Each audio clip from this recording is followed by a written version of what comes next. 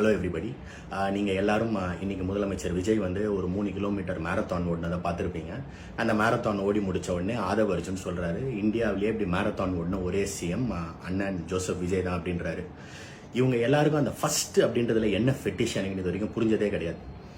தன் ரசிகர்களிடமிருந்து தன்னை காப்பாற்றி கொள்ள ஓடின முதல் ஹீரோ அண்ணன் தான். கரூரில் 30-35 பேர் செத்துட்டாங்க சார், என்ன நினைக்கிறீங்க அப்படின்னு ப்ரெஸ் ரிப்போர்ட்டர்ஸ் எல்லாம் கேட்கும்போது அதுக்கு பதில் சொல்லாமல் ஓடி வந்ததும் ஃபர்ஸ்ட் அண்ணன் தான். இப்போ பிரதமரை பார்க்க டெல்லி போனார்ல, அப்போ அங்கேருந்த ப்ரெஸ் ரிப்போர்ட்டர்ஸ் எல்லாம் கேள்வி கேட்கும்போது பதில் சொல்லாமல் ஓடி வந்த சீஃப் மினிஸ்டர் ஃபர்ஸ்ட் வந்து அண்ணன் தான். தெரில இந்த ஃபர்ஸ்ட் மேலே உங்களுக்கு என்ன ஃபெட்டிஷ்னு தெரில. அப்புறம் அதே நிகழ்ச்சியில் இன்னைக்கு பார்க்குறேன், சில பேர் வந்து தங்களுக்கு தர வேண்டிய டிஷர்ட்டு மற்ற குட்டீஸ் எல்லாம் தரல அப்படின்னு சண்டை போட்டுக்கிட்டு இருந்தாங்க.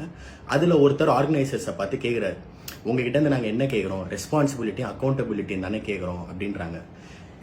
இவ்வளோ விவரமாக கேள்வி கேட்க தெரிஞ்ச உனக்கு அது யாரை பார்த்து கேட்கணும்னு தெரில பார்த்தியா? எனக்கு அப்படி தான் தோணுச்சு அவர் பேசி முடிக்கும் போது. இன்னைக்கு நடந்ததெல்லாம் பார்க்கும்போது எனக்கு ஒன்று தான் தோணும். என்னடா விஜய் ரசிகர்கள் விஜய் ஆதரவாளர்கள் எல்லாம் நிஜத்திலிருந்து இவ்வளோ தள்ளி இருக்காங்களே அப்படின்னு தோணும்.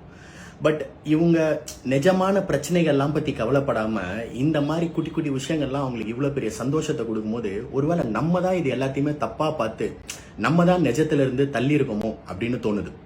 தேங்க்யூ.